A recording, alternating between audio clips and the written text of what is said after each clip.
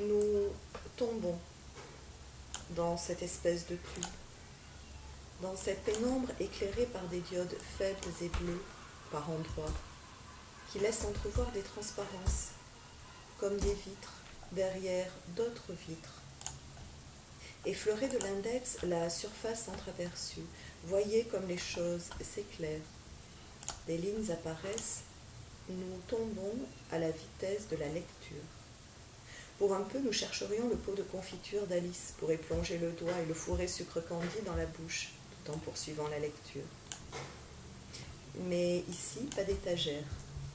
Au bout d'un certain temps, la lumière faiblit, pas d'inquiétude, un effleurement léger de l'index et c'est reparti. Nous tombons, mais peut-être montons-nous. Comment savoir dans notre monde si nous montons en vérité ou si nous descendons en vérité? Nous n'en savons rien. Il faudrait déjà qu'il y ait un haut et qu'il y ait un bas.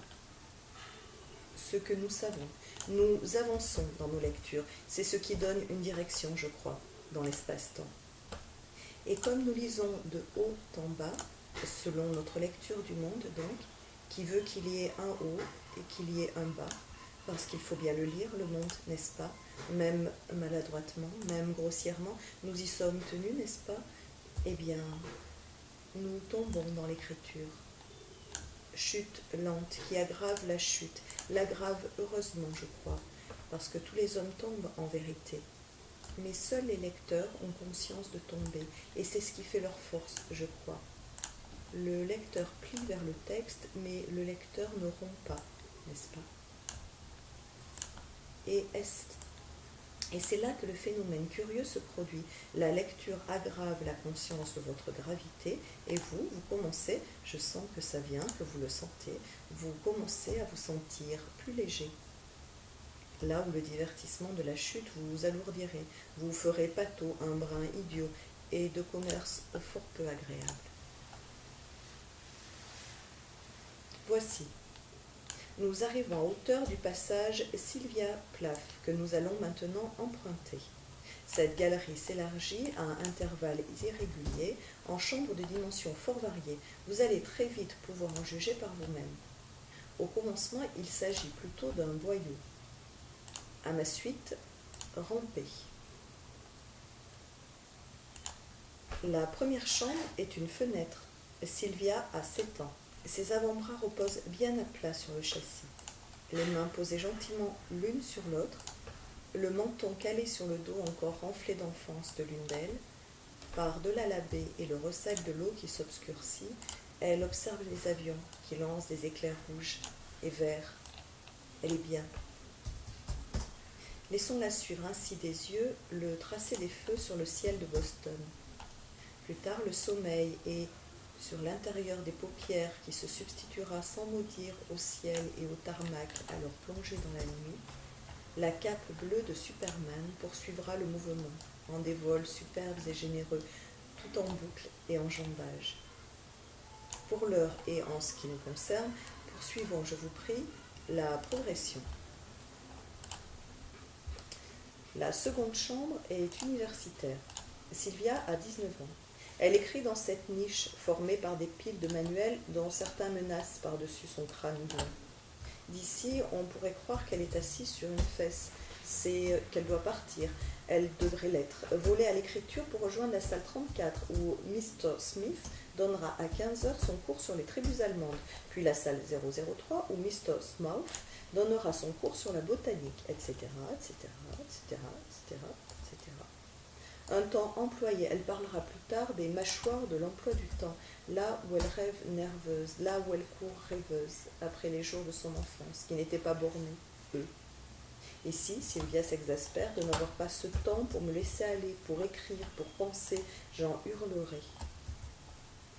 Ici, Sylvia se demande comment font les autres, mais comment font-ils pour vivre dans les lignes impeccables et les colonnes impeccables d'un emploi du temps? Rejoignons à sa suite un espace beaucoup plus ouvert, la troisième chambre.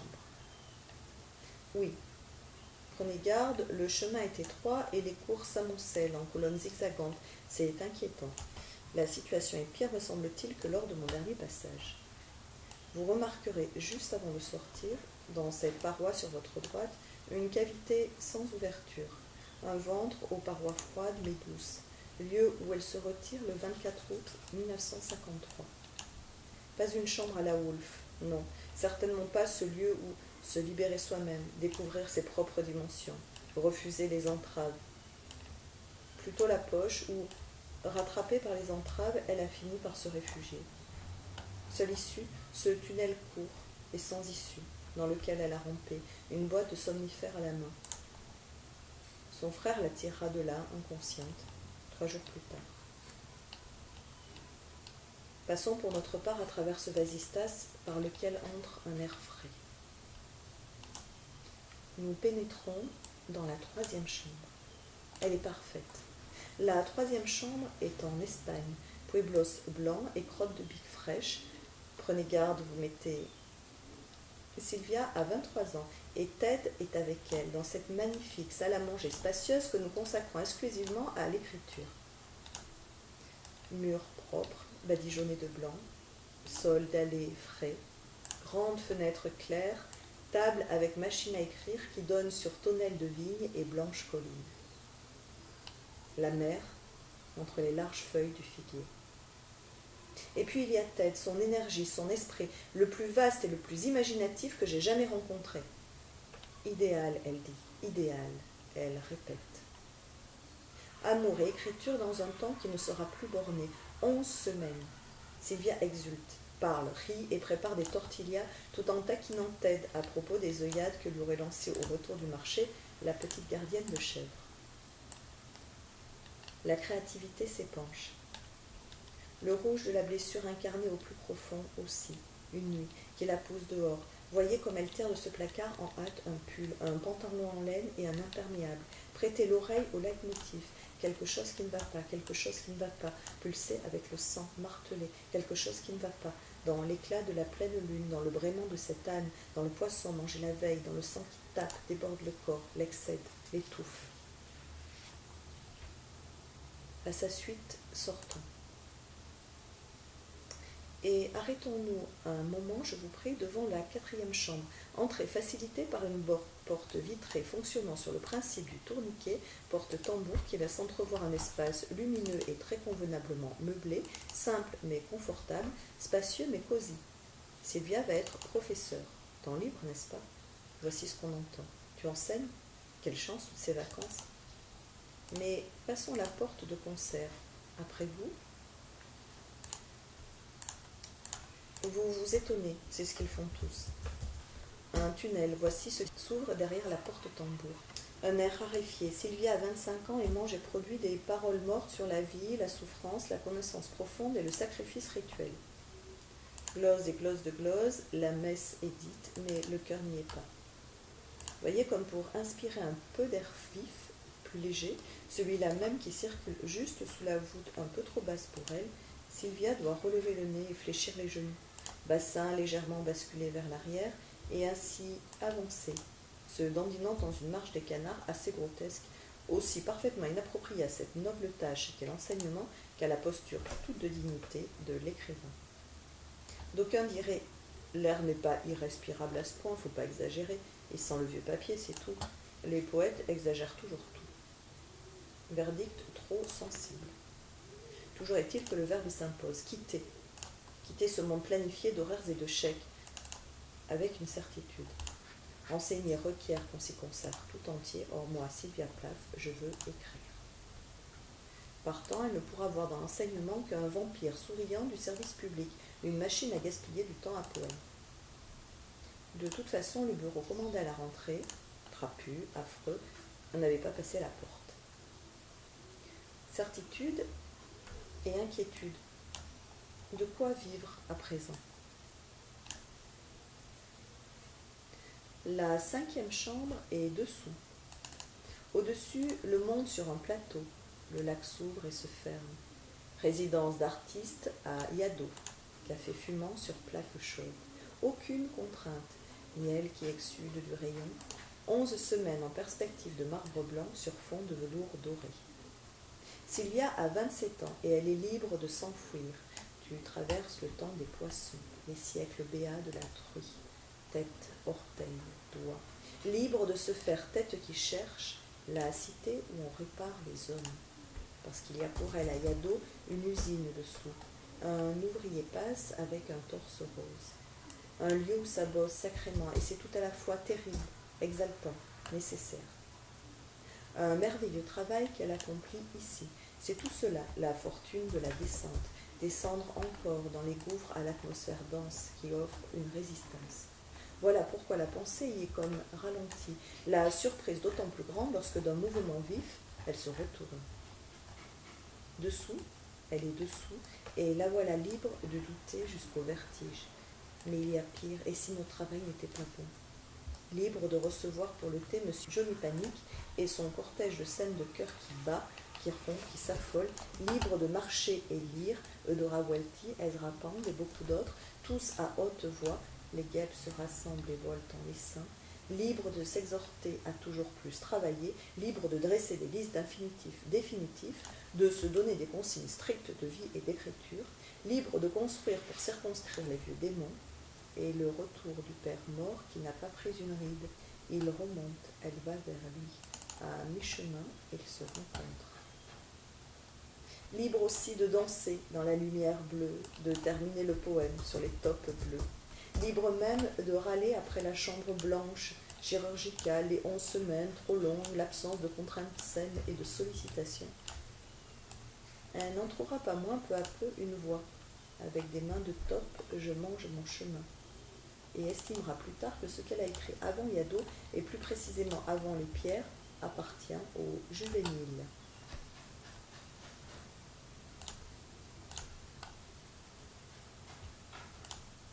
Un bureau où s'isolait des pleurs et gazouillis, parce qu'entre-temps, vous l'aurez compris, Ted et Sylvia ont eu un enfant.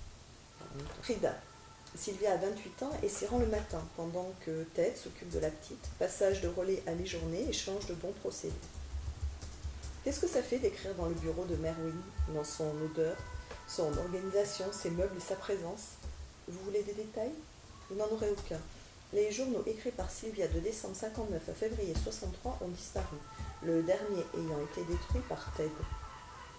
Je l'ai détruit car je ne voulais pas que ses enfants aient à le lire un jour. À cette époque, je pensais que l'oubli est nécessaire à la survie.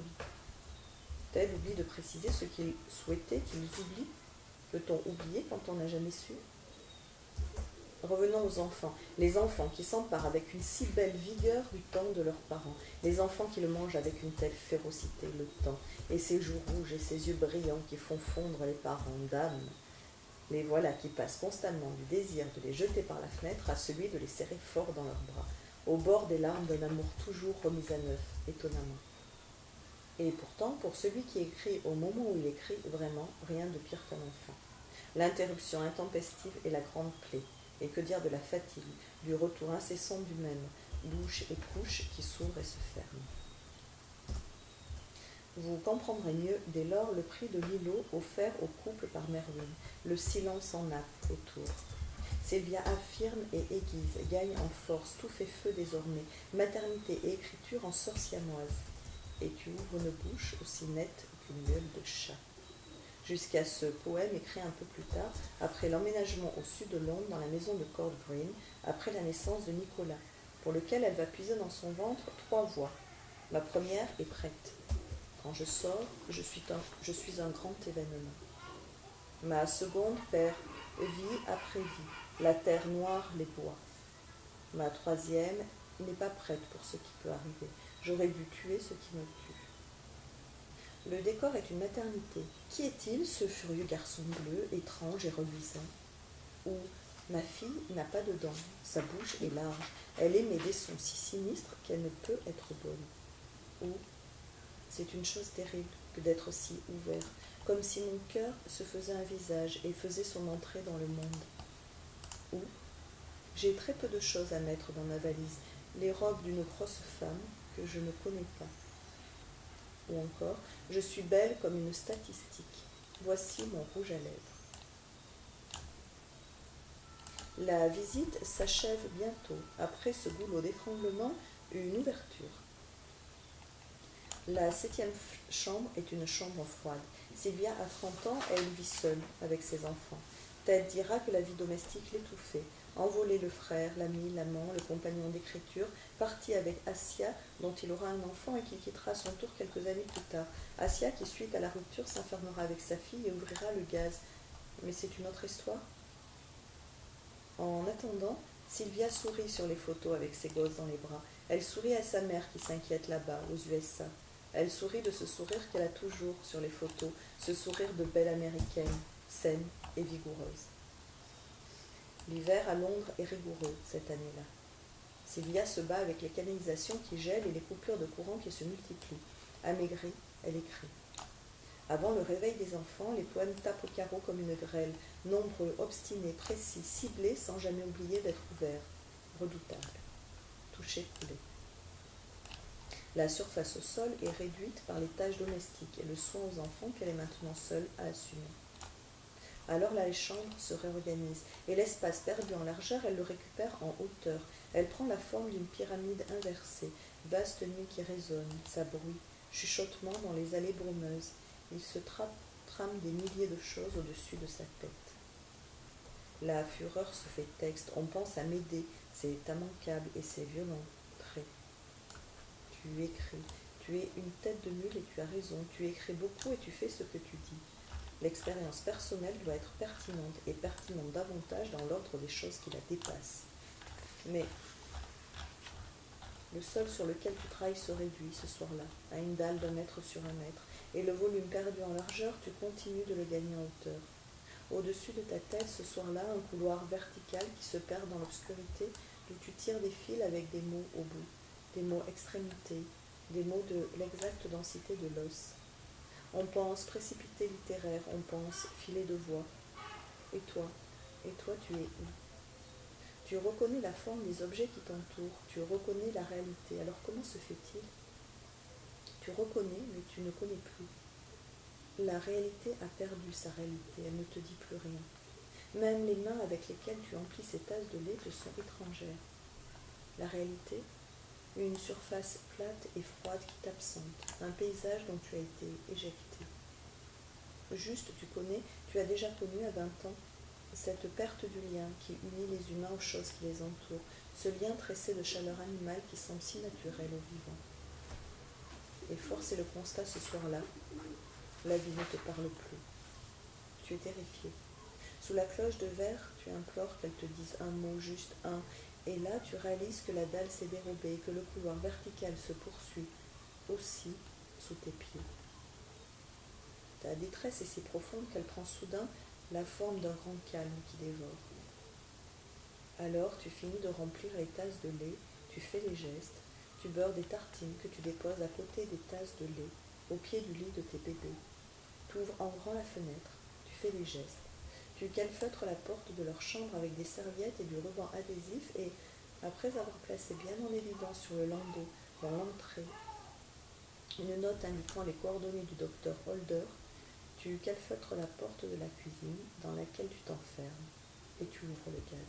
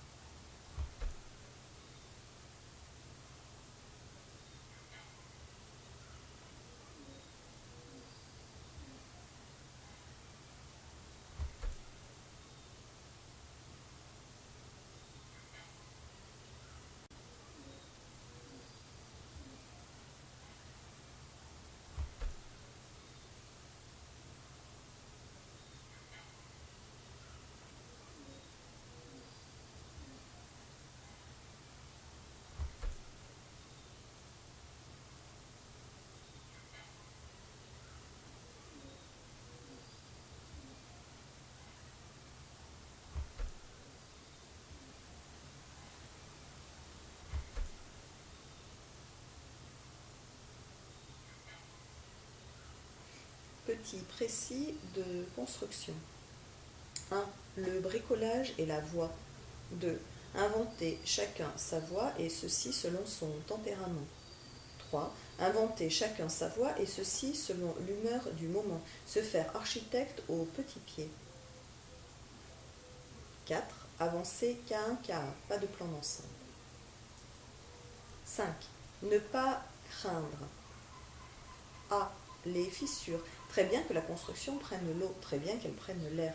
L'ensemble se doit d'être ajouré pour eux.